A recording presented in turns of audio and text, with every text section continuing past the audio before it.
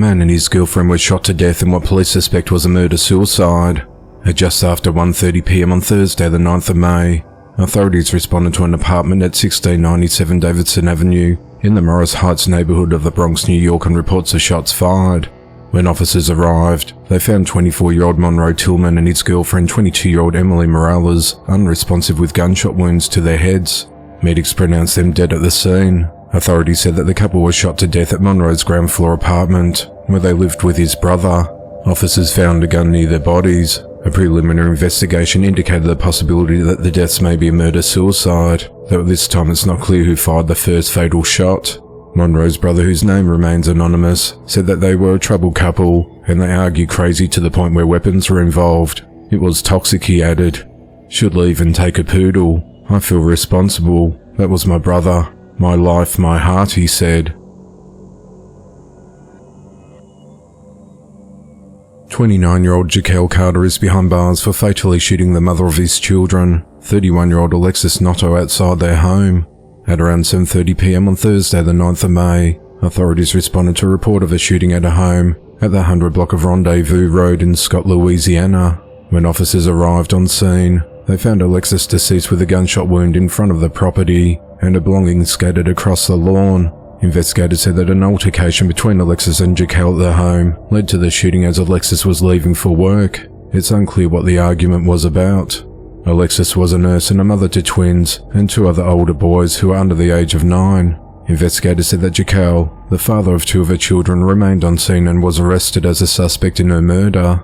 Authorities said that Jaquel and Alexis shared the home, but family members were also in the process of helping Alexis move out. I want my sister back, Alona Tolliver said. He shot her in her work clothes. She was on her way out and my mum was coming here to pick up the kids to spend the night because she works overnights. That way it's easier, so she can be here during the day, she explained.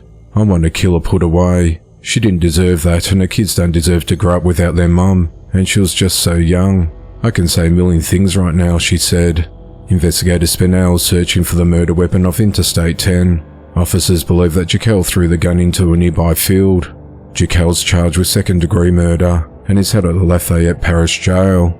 2 years ago, Jaquel was arrested for multiple catalytic converted thefts dating back to 2021. At the time, he was charged with 23 counts of felony theft. The investigation into the matter continues.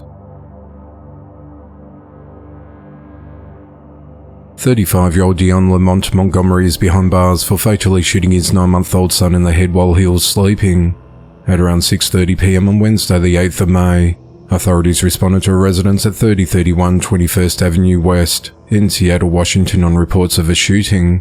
When officers and medics arrived, they met with a woman named Dana. She told them that her son had been shot and was unresponsive. Medics pronounced the child dead at the scene.